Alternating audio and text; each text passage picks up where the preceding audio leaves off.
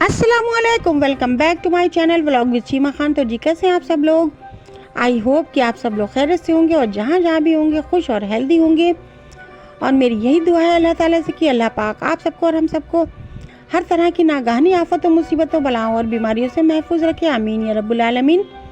तो जी यहाँ पर है मॉर्निंग का टाइम, बहुत ही ज़्यादा अर्ली मॉर्निंग का टाइम है क्योंकि अभी बज रहे हैं यहाँ पर 3:45 और हम लोग उठ गए थे आज 3:30 पर, क्योंकि बस वैसे भी हम लोग जल्दी ही उठ जाते हैं, लेकिन आज बहुत जल्दी उठ गए क्योंकि 3:30 बजे पानी आता है।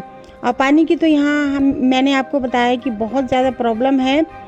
4-5 दिन पानी नहीं आता है। तो जी किसी ने बताया कि रात को यानी मॉर्निंग में 3:30 बजे पानी आता है। तो जी बस हम लोग पानी भरने के लिए उठ गए थे आज। और फिर मैं चाय भी बनाने लगी क्योंकि हस्बैंड बोले चाय बनाकर दे दीजिए, फिर मैं जगता रहूँगा और पानी को भरता रहूँगा।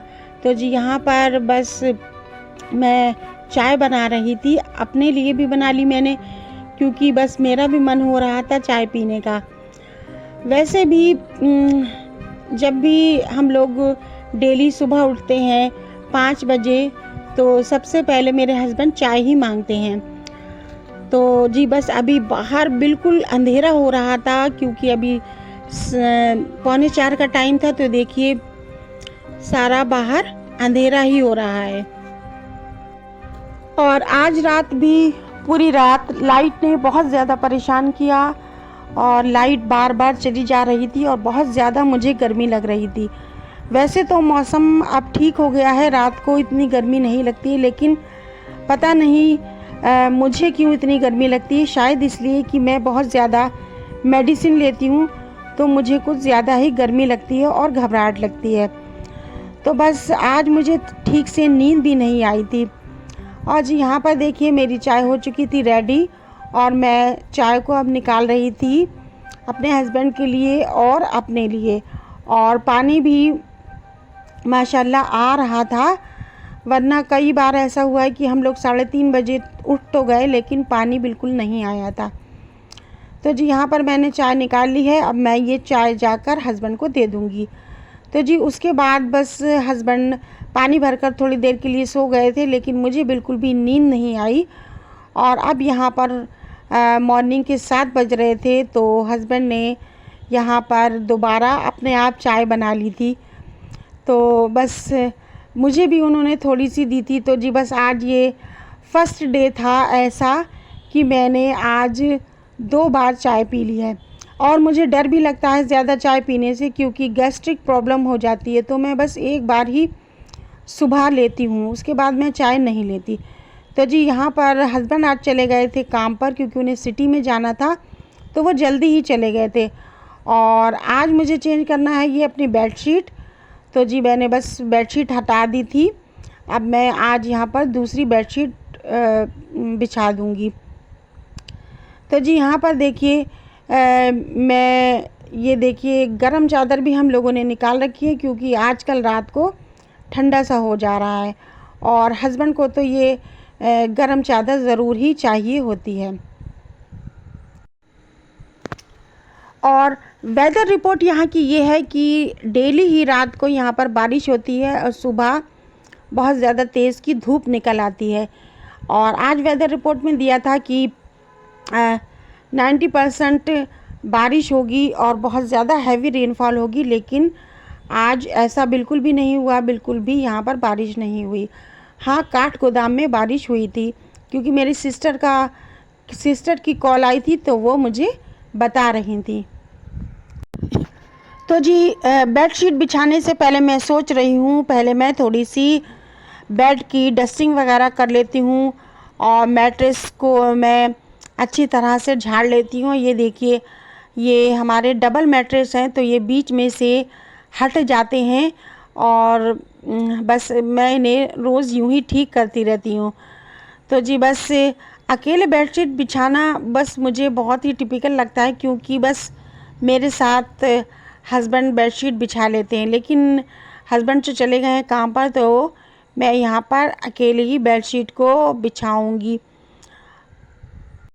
और बस आजकल फ़ीवर बहुत ज़्यादा चल रहा है, जिसको भी देखिए फ़ीवर बहुत ज़्यादा आ रहा है। तो मेरी एक रिक्वेस्ट है सबसे कि आप सब लोग अपना अपना ध्यान रखें, और जब भी आपको फ़ीवर आए तो टेस्ट ज़रूर करवा लें, क्योंकि अल्लाह ना करे डेंगू फ़ीवर का आजकल बहुत ज़्यादा ख़तरा है। तो जी बस आप लोग पपाया का बहुत ज़्यादा यूज़ करें, और हो सके तो पपाया लीफ का जूस बनाकर 2-3 चम्मच डेली पी लिया करें। और बस ये कीवी फ्रूट जो होता है उसका इस्तेमाल भी आजकल ज़्यादा से ज़्यादा करें, क्योंकि बस यही सब बचाव होता है फ़ीवर को ठीक करने का। क्योंकि अल्लाह ना करे अगर किसी को डेंगू फ़ीवर होता है तो उसकी प्लेटलेट्स कम हो जाती हैं, और पपाया का यूज़ करने से, कीवी फ्रूट का यूज़ करने से बहुत ज़्यादा फ़ायदा होता है, और प्लेटलेट्स जो हैं वो बढ़ जाती हैं। तो जी बस हमें अपनी इम्यूनिटी को मज़बूत रखना है, तभी हम इन बीमारियों से लड़ पाएंगे। तो जी यहाँ पर देखिए मैंने ये बेडशीट बिछा ली थी, और बस चारों इसके कॉर्नर पर मैंने एक एक नोट लगा दी थी, ताकि ये बेडशीट जो है ये इधर उधर ना हो। और आज सुबह से ही हवा बहुत ज़्यादा अच्छी चल रही है। धूप तो है, लेकिन धूप में भी बहुत ही ठंडी ठंडी सी हवा चल रही है। ये देखिए मेरी जो विंडो का जो कर्टेन है ये पूरा उड़ रहा है। और जी यहाँ पर हो गया था इवनिंग का टाइम, और आज बस मुझे समझ ही नहीं आया कि मैं क्या बनाऊँ। तो जी बस ऐसा ही होता है, जिस दिन मुझे बिल्कुल भी समझ में नहीं आता है कि मैं डिनर के लिए क्या बनाऊँ, तो मैं बस बना लेती हूँ वाइट मसूर की दाल। तो ये बहुत ज़्यादा टेस्टी होती है। यहाँ पर मैंने दाल को चढ़ा दिया था कुकर में, और अब मैं बनाने लगी थी यहाँ पर अनियन और टोमेटो की चटनी, क्योंकि दाल के साथ ये चटनी बहुत ज़्यादा अच्छी लगती है और बहुत ज़्यादा टेस्टी ये बनती है। और दाल की अगर मैं आपको रेसिपी बताऊं ओरल, तो बस मैं दाल को वॉश करके कुकर में डालती हूँ, उसमें पानी डालती हूँ, और उसमें मैं ग्रीन चिली काट कर डाल देती हूँ, और उसके बाद मैं उसमें एक रेड इलायची बड़ी वाली डाल देती हूँ, और नमक डाल देती हूँ, और बस मैं उसे बनने के लिए यानी बॉईल होने के लिए रख देती हूँ।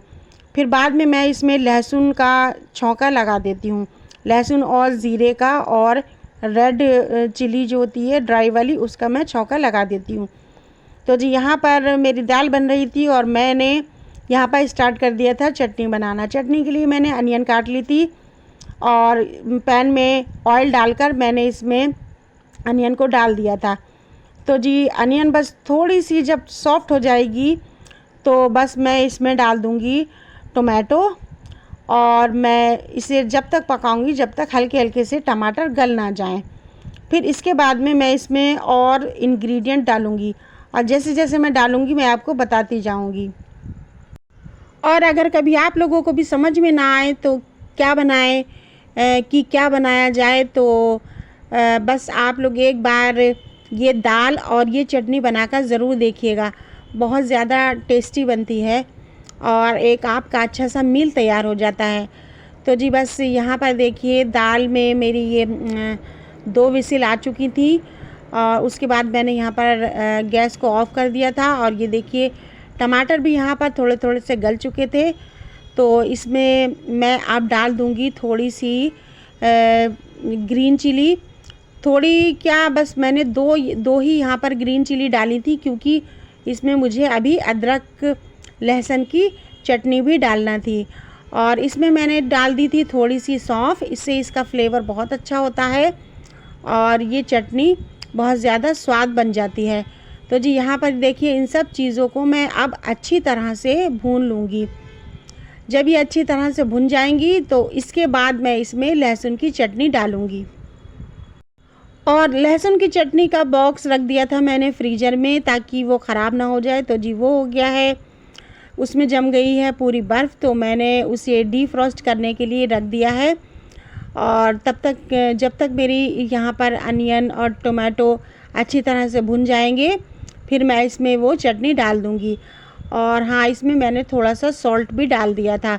सॉल्ट मैंने इसलिए कम रखा था क्योंकि चटनी में ऑलरेडी सॉल्ट डला हुआ था लहसुन की चटनी में। तो जी यहाँ पर देखिए मैं ये इस चटनी को भून रही हूँ। अब मैं इसे खूब अच्छी तरह से भूनूंगी ताकि इसमें जो कच्चापन है अनियन का वो बिल्कुल ही चला जाए। और अब देखिए मैंने यहाँ पर ये चटनी लहसुन की निकाल ली है। देखिए बिल्कुल बर्फ़ जमा हुआ है, ये क्यूब्स की शक्ल में बन गए हैं। तो जी इन्हें मैं पैन में डाल दूँगी और फिर मैं इस चटनी को इतना भूनूंगी जब तक कि ऑयल जो है वो सरफेस आउट नहीं हो जाता और मेरी चटनी अच्छे से नहीं भुन जाती। क्योंकि इस चटनी का टेस्ट जब ही आता है जब इसको आप अच्छी तरह से भूनते हैं और आपका तेल ऊपर आ जाता है। तो जी चटनी यहाँ पर मेरी लगभग भुन गई थी, रेडी हो चुकी थी और इसमें तेल जो है वो ऊपर आ चुका था। तो जी ये चटनी बहुत ज़्यादा टेस्टी बनती है, आप लोग भी एक बार ज़रूर ट्राई करिएगा। और बस मेरी दाल भी यहाँ पर बन चुकी थी। अब मैं बस दाल में छौंका लगाऊंगी और छौंके के लिए मैं लहसुन ले लिया था और ज़ीरा और एक रेड ड्राई चिली ले ली थी मैंने। बस इन्हीं तीनों चीज़ों का मैं दाल में छौंका लगा दूंगी। तो जी बस अब जब मेरी ये दाल बन जाएगी, चटनी तो बन ही चुकी थी, उसके बाद मैं थोड़ी देर रेस्ट करके आटा गूंद दूंगी और फिर मैं रोटी बना लूँगी। तो जी बस यहीं तक थी मेरी आज की ये वीडियो। अगर आपको अच्छी लगी हो तो प्लीज़ मेरी वीडियो को लाइक ज़रूर कर दिया करें और मेरे चैनल को भी सब्सक्राइब ज़रूर कर दें क्योंकि मुझे आप सब लोगों के सपोर्ट की बहुत ज़्यादा ज़रूरत है। मिलती हूँ आपसे नेक्स्ट वीडियो में अच्छे से व्लॉग के साथ। तब तक के लिए अल्लाह हाफिज़।